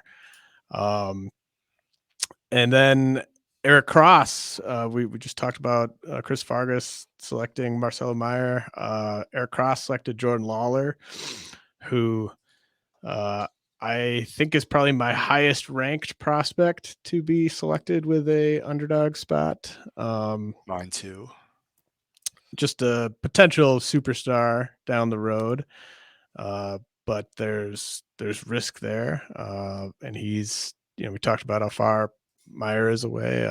Lawler's at least as far away, probably. Maybe farther, honestly. Maybe farther. I mean, he's out right now. He's rehabbing a back injury in the Arizona Complex League, but I don't know. Honestly, like he's actually shown better bat to ball ability than Mayer, believe it or not, this year. And that speed is very real. I mean, it's plus. It's plus, and I think it'll play. I think the question is how the hit and power continue to develop. He's in the California League, and we've got to take production in low A California League, well, with a grain of salt. Yeah, I mean, like the back issue, it's something I'd like him to kind of put behind him, because you don't want that to be a thing that kind of keeps popping up. But he's an excellent athlete for a 19-year-old shortstop, and like just the physical improvements he's made since the draft. Like he's got it all in terms of power projection, speed, like you said. So I mean, this could be like he could be the number one prospect in baseball someday, and Eric could have him basically sort of transferring from underdog to fan favorite at that point if everything goes perfectly. Yeah, I mean, I think that there's a lot of similarities. Obviously, the hit tool is probably the biggest glaring difference between him and Corbin Carroll. They both have crazy speed. I think that we're going to see Lawler hit in favorable environments throughout the minor leagues. I mean, Carroll's at Amarillo, and that's one of the more favorable. That's probably the most favorable AA park in all of baseball right now. And he's at Reno's AAA affiliate. That's obviously bandbox. So it's he'll produce probably. So again, trade value is less relevant for these purposes, but I think his trade value is just only going to be going up. Yeah. I mean, especially if he gets right and just kind of picks up where he left off. I think you're dead on there. Let's see. All right, we got Jordan Rosenblum. How you doing, man? Can you? I think you're muted, Jordan. Hey, James. Hey, Jesse. How's it going? Hey, glad it was just the mute button. I'm missing the trash can up in the corner. You used to remembered. Yeah. Okay. Yeah. I have a new aesthetic now. Last time I was on a stream with Jordan, he had a trash can on top of his little bookshelf in the back. Where are you joining us from, Jordan? I'm in Finland. I was in U.S. I'm visiting family last week, and then I got coronavirus from my sister, so I'm just on the tail end of that, recovering. But don't worry, I'm wearing a mask for all the listeners, so you don't have to stress. So I think your underdog pick was kind of hilarious to me, just given that your fan favorite pick was Joey Gallo, you turned around and made Stephen Kwan your underdog pick. So from one end of the spectrum to the very other end of the spectrum there. Yeah. And I didn't get to defend myself. I think you guys didn't love my Gallo pick and thought I should have taken Rodon, which I agree with. But I couldn't take Rodon. But still, I was still thinking of Gallo over Rodon. So ultimately, it was a fair criticism of me. But I'm interested in how much he's going to benefit from the shift. But yeah, hopefully I can argue my Kwan pick even better. Yeah, well, obviously Kwan got off to a lightning fast start at the major league level, but he's slowed a lot. And he's kind of been the player I think a lot of us thought he'd be. Do you see more upside in him other than like a high average, low power, maybe some steals here and there type bat? No, that sounds pretty accurate to me. I looked now today in Fangraphs auction calculator using depth charts rest of season projection. Kwan is like the 110th, 120th best hitter. And I think he doesn't quite play every day now. He still rests a lot but gets benched versus lefties. But I think in the future, there's some room for growth just because I think he'll be good enough to play every day. Like I think defensively, he has pretty good scouting reports. His UZRs are good in the majors so far, and his like outs above average are like I think he's like +1 right now. That's really small sample, but I think you're looking at maybe a guy who could be like back end top 100 hitter in this, which has a lot of value in this format. Like I've been really stressed finding at bats, and I think like 10 homers and like 10 to 15 steals is about what I'm looking for. So it's not necessarily that exciting, but it's still useful. Yeah, Kwan hasn't been a nothing against left-handed pitching when he is playing against lefties. He's hit 333. It's a powerless 333. He's hit literally no extra base hits against left-handed pitching. But I think that you're right that there may come a time that he does end up becoming a full everyday player again. And I think I know that we saw those projections of like double-digit home runs for Kwan, and I personally just never saw it. I don't see it still. He'd have to basically be like fully commit to lifting and pulling, and I just don't think that's the player he'll ever be. I think, but we've seen all the love for Luis Arraez lately, and I think that what he's doing is very possible what Kwan could do in the future, maybe even with a little more speed. Yeah. So I have some. I have this Jose Altuve is like some of his stats here. But James, did you want to? I want to give you a chance to say some stuff first. Wait, no, were you about to make a Steven Jose Altuve comparison? Here we go. No, I don't. No, I mean, do it. I don't want to get in the way of that. Yeah, well, maybe I subconsciously wanted you to get in the way of it. No, I did not prevent you from doing that on the show. I think Altuve is a guy who's like 16 homers per 600 plate appearances for his career, and he's a guy that I thought of just kind of like the first guy that came to mind as a guy who doesn't have great exit velocities but still can hit some over the fence. So his average exit velocities are like 87 miles per hour, and his fly ball percentage, Kwan actually has a higher fly ball percentage than Altuve career, 36% versus 32%. But the big difference is Altuve pulls a lot of fly balls, so he's at 43%, and Kwan is just at 30% this year. So that would have to change. But Kwan was 40%, above 40% in the minors in 2021. So that could be why he part of the reason why he was able to like hit like 10 homers in the minors in 2021. Which is also the reason why I think Steamer has him at like 11 homers per 600 plate appearances, and why my projections have him even a little better. I think they have him at 16, or like it's kind of a rough estimate, like in the 14 to 16 range.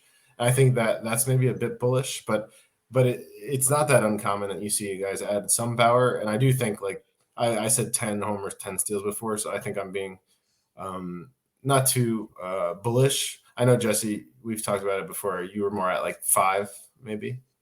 5 home runs, yeah, roughly 5 to 10. I think he could become. Obviously it's not even looking like that right now. But his type of bats at ball ability, which is basically the best in baseball, is whiff rate just 7.2%, which is just wild. His zone contact rate is 94.3%. I mean, it's crazy. He's not like David Fletcher. He's better than players like that, because he has a legit approach at the plate and good plate discipline. So unlike a lot of high contact hitters, he's not a wild free swinger. So I thought like Luis Arraez is a pretty strong comp still. I've always comped him to him from way back. Yeah. But Kwan has more speed. So I think there's hidden upside here that, it's actually maybe not a bad time to try and get shares of Kwan in Dynasty, because people may be awful on him right now because he's sitting against lefties and he's really struggled at times this year. Yeah. I was surprised that he was kind of became like a buy high target in a way, because I didn't realize how much he had really struggled. I was still had perceptions of him like the hype train, full speed ahead. So I was surprised that he was even available. But I think I also paid a decent price for him. It was like Josh Naylor straight up. And Naylor has a pretty fantasy friendly game. He has a lot more power than Kwan, and he also has good contact skills. But I looked since 2000. Minimum 200 plate appearances in a season. The Kwan's contact rate, the percentage of swings he makes contact on, is 94%, and that ranks like 16th out of everybody. So that's quite impressive. But then a lot of those guys are really not good that were ahead of him. So like you had Marco Scudero, David Eckstein, Juan Pierre, Placido Polanco. I'm just doing it off the top of my head. Cesar Esteury. So a lot of these guys are like, well, Polanco had a couple of years where he hit like 15. But a lot of these guys have they're like no power guys. So, but yeah, in the end, I think if he plays every day in this format, I'll be pretty happy with him. My other choices were Carlos Carrasco and Pete Crow Armstrong. I think in another format, I think Crow Armstrong might have been the pick. But just with no dedicated minor league spots and the premium on Major League at-bats in this league, I just couldn't go with I didn't want to go with a prospect here. And Carrasco I really like too, but he's just old and pitchers like scare me. So I just thought take the safe everyday boring at-bat. Yeah, committing to 3 more years of Carrasco would have been bold. Oh, yeah, right. Yeah. Well, Jordan, I really appreciate you joining us. I apologize. We should have known that Carlos Rodon had already been traded. That's no. It's actually all good because I Jordan trades more than anybody. Yeah, so. Should not have assumed blindly that anyone that you drafted was still on your roster. And we should have probably mentioned something about the shift too, with Joey Gallo. Yeah. I think the shift is key to the argument, but I do think even since that pick, like Gallo has started being benched a lot more often, and he's like hitting 9, getting pinch hit by Jose Trevino's pinch hitting for him. Like so far, it's trending, and it was good. It was good criticism, and but I'm just trying look. I just don't want you to be constantly trying to trade your way out of that batting air patrol every year. It could be the case. It could be the case. All right, dude. Anything you want to plug before I let you go? No, I think RotoBaller. I guess RotoBaller. I am gonna publish like contact rate isn't published for minor leaguers, so I think I'm gonna try to pull that data like through whatever today or something and publish that as soon as I can. And same with the pitcher version. Maybe I'll split it up in 2 articles, maybe 1 article. But I think that'll be good. Awesome, dude. All right. Really appreciate it. And thanks, guys. Have a good rest of the week. Yep. Yes, always a pleasure. Jordan. Take care. All right. We have 5 more picks to discuss. Let's have our last guest on, and then we can rapid fire through the rest of them. Drew Sperling, are you there, Drew? Hello, guys. Hey, man. Hey. Really good to talk to you, and really appreciate you joining us. Thank you for having me. Yeah, of course. Spencer Strider was your selection for your underdog spot, 26th round of the startup. And I mean, that's a great pick by you. actually a couple Braves pitchers were selected in the 26th round. Kyle Wright and Spencer Strider and selected as underdogs. But what did you see in Strider kind of entering the year? Did you envision this type of usage from him? And how easy of a call was that for you to make? At that point in time, other similarly pedigreed prospects / pitchers that are just breaking into the MLB were being selected, and I didn't necessarily have a strong feeling about him, but he was in the range of pitchers that I was looking at. I'm definitely surprised to see him already starting games for the Braves this season. I wasn't anticipating that. Otherwise, I probably would have selected him sooner. But the K rate and the usage, and it's been a pleasant surprise. After trading away several other win now pieces, he kind of became a pretty apparent selection.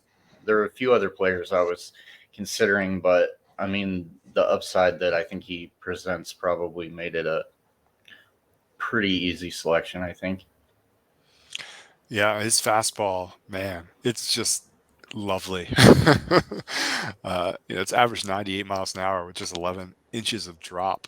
It's one of the nastiest fastballs in all of baseball right now, and he pairs it with that slider which has huge depth as well.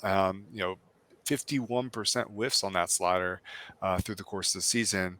How he'll continue to maintain his velocity in games, which he has done a pretty good job of as a starter, and how his changeup, is able to kind of turn lineups over I think remains to be seen. But we've seen pitchers thrive on fastball slider at the major league level. I mean, Dinelson Lamet is a recent example. Hopefully Strider's arm doesn't fall off, but he's just such a unique player. He's got that big mustache and huge legs, and I think a lot of, even if he doesn't stick as a starter, I think he's could conceivably be a closer very soon too. So I like the selection. He's got big upside. He's performing in the major leagues now. He will be part of your next competitive team since you are in rebuilding mode right now. So I'm a big fan. I think the worst case, he probably maybe becomes like Tyler Matzik was essentially. And this last start against San Francisco, his fastball was down a couple miles per hour, and he also got hit pretty hard. But I mean, that could be a coincidence. They are one of the better contact teams in the league. So, I mean, there's definitely risk, but the upside, I felt like I didn't have anyone else that presented nearly as much upside as he has. So, well, yeah, I mean, I think just crossing our fingers basically for good health for Spencer Strider. I mean, he does. Jesse mentioned the fastball slider. I mean, it is one of those very, very special fastball slider combos that might be able to go sort of 5 and dive. And then if the changeup comes along, then we're really cooking. So good luck with that pick, Andrew. Is there anything you want to plug before we let you go? I'm just writing article currently for Fantasy Six Pack called Dynasty Directives, and it's just from week to week I'm covering each organization, looking at prospects, and the more I get into it, the more I'm starting to value proximity. I mean, depending on the league you play in, wasting a roster spot on someone that has multiple years, until they can contribute, it can be a detriment at times. But anyway, I think that's it. Thank you so much for having me. Absolutely, Thanks a lot, man. Drew. Have a good rest of your week. Yeah, you too, guys. Thank you. All right, so we just got to hit these last four. Michael Waterloo selected Nick Lodolo, who he took in the 13th round of the startup. I absolutely love Lodolo's stuff. Hate the team context. Don't love the injury history so far this year, but I'm a really big believer in Nick Lodolo having a very high ceiling if some things break his way. Yeah, I'm very much in on Nick Lodolo. I mean, his stuff is ridiculous. His changeup is just silly. It just like it has 19 inches of horizontal break. It's wild. But I think the big thing is health, Yep. and it hasn't just been this year. He was limited last year. Health has been a problem. He's I think a little unorthodox in delivery and his body type.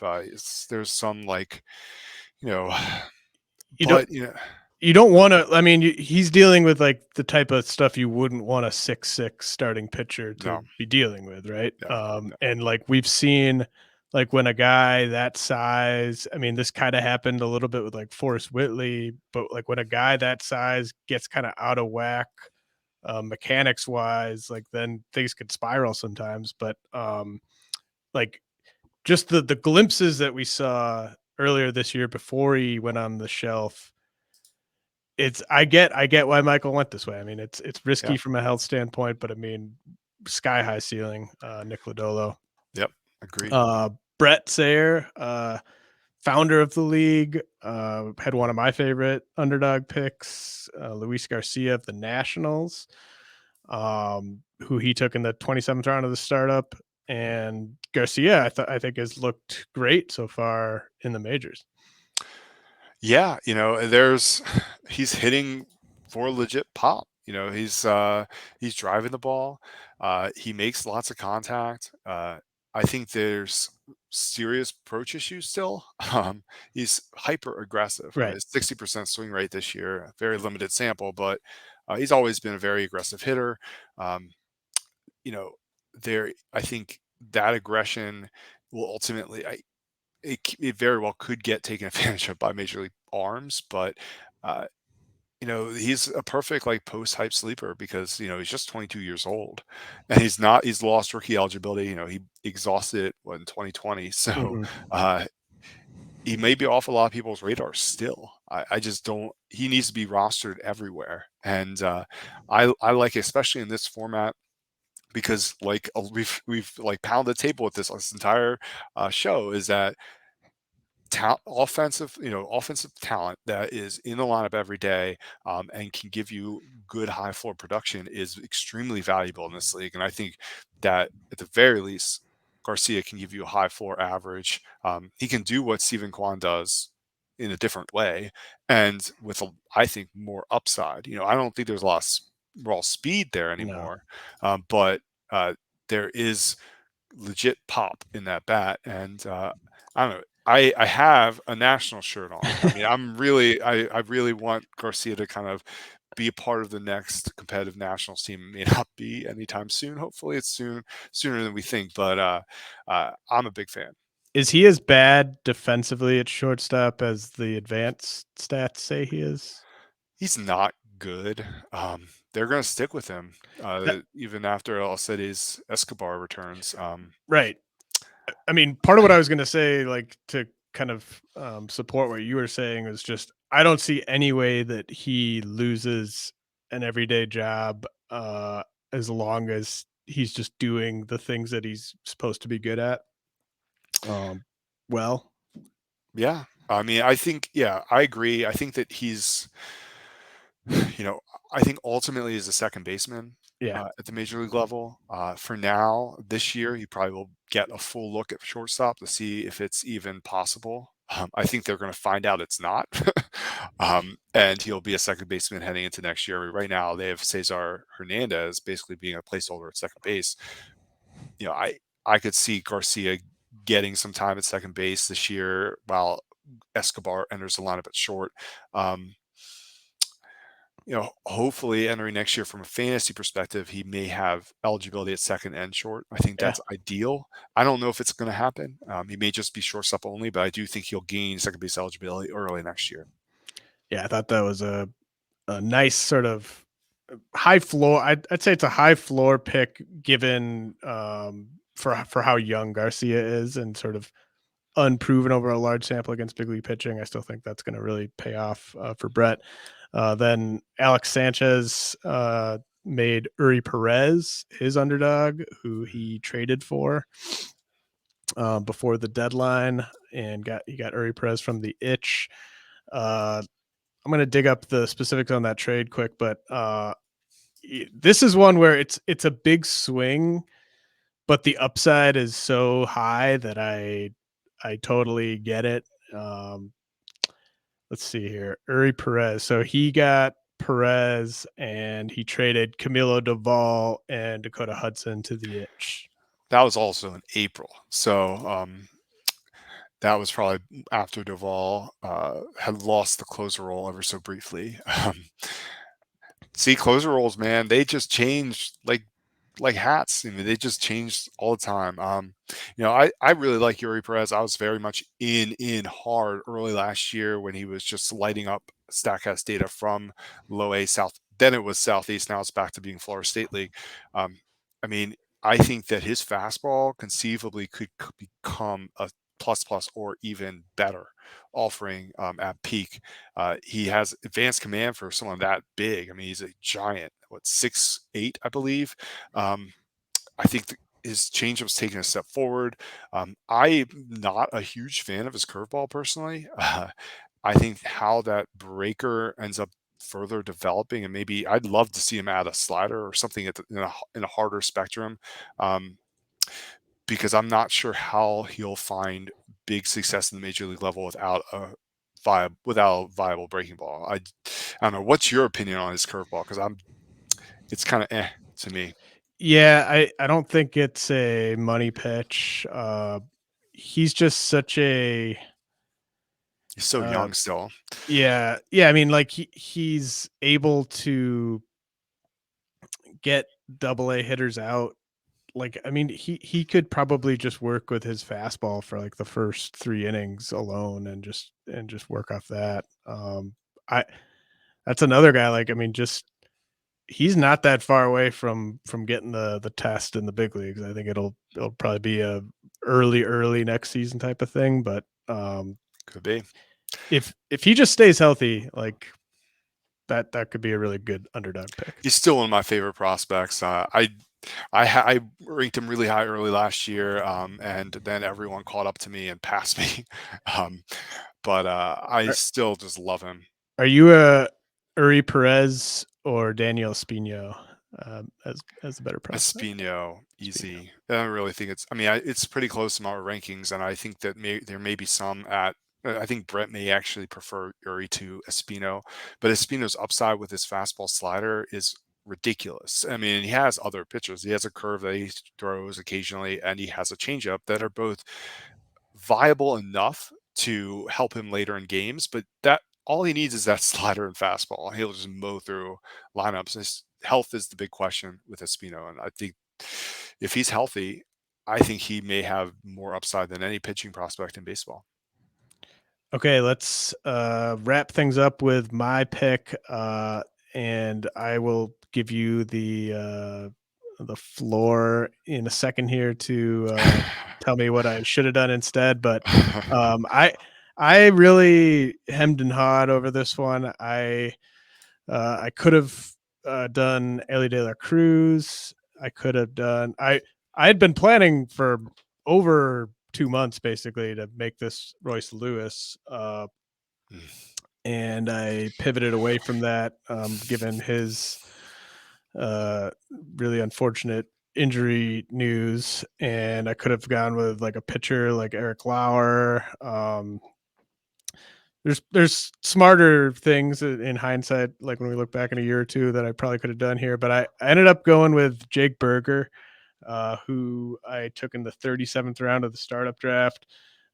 And it kind of ties back to sort of what I've been saying all show. Like, to me, the perfect type of player to use this selection on was a big league hitter in their mid-20s, so that you're basically buying out their prime and locking up, an active hitting spot going forward. And I'm sure a lot of people aren't as big on Jake Berger as I am, but I think he's going to be an everyday guy for the White Sox, basically going forward here.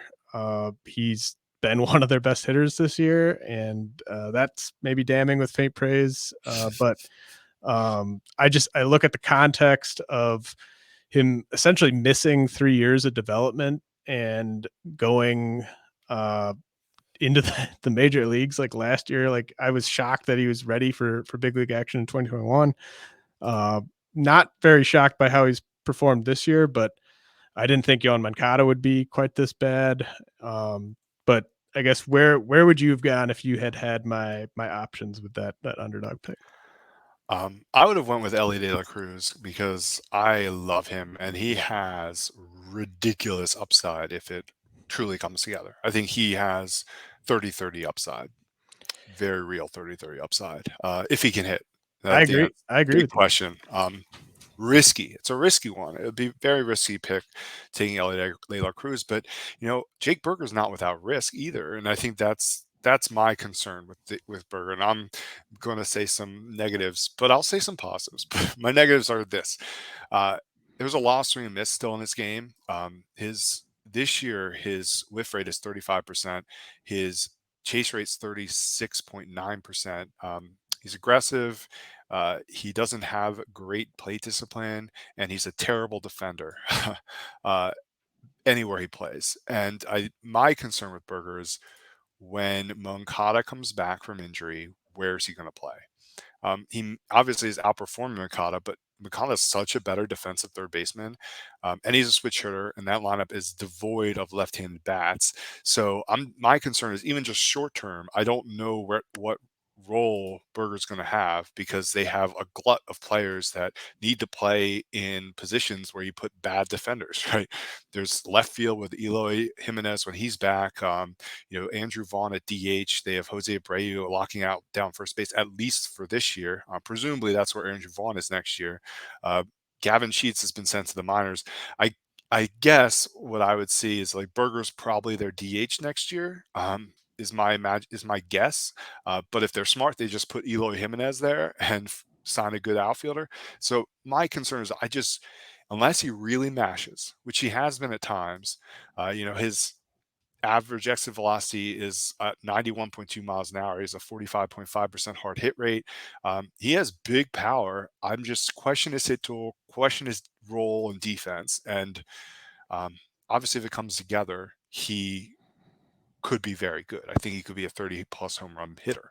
And having him locked up for 3 years is important, is vital, is great.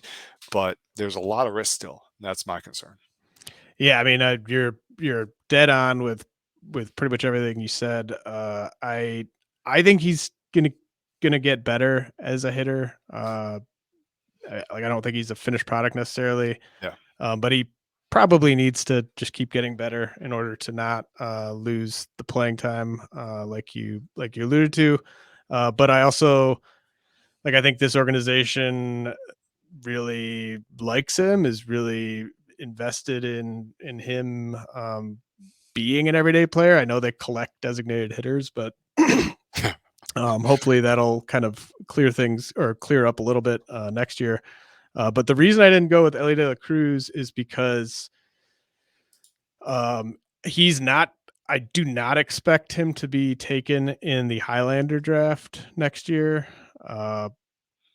Maybe he will be, but I'm pretty sure that someone will take a big leaguer from me in the Highlander draft, and then I can just keep him in that next round of keepers. And then if he looks like he's gonna, be the good version of Ellie De La Cruz, like when he gets to AA and gets to AAA,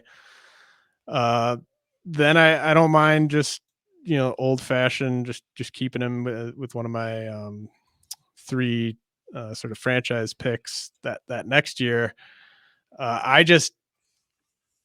don't have enough data on him to feel comfortable making that pick. I feel better about Jake Berger giving me value each year over these next 3 years. And then I get to kind of kick the can down the road a little bit with Ellie. I really wanted to keep Royce Lewis, but again, he's not going to get taken in the Highlander It would have draft. basically been like an auto keep, I think, as underdog had he not torn his ACL. Yeah. I think I was very excited about that being my underdog pick. But again, he's not going to get taken in the underdog or in the Highlander draft, so I'll be able to kind of kick the can down the road with him as well. So I could very easily look back and really regret this pick, but I do like Jake Berger quite a bit.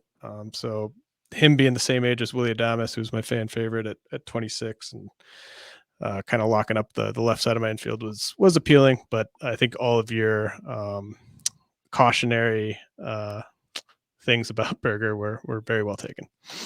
I mean, again, he could be like a 250, 260 hitter with 30 home runs very easily. But yeah, we'll see. I think it's just, opportunity. He has it right now. Let's see what he can do with it. But there's a chance that he goes back to the bench or a part-time role very soon.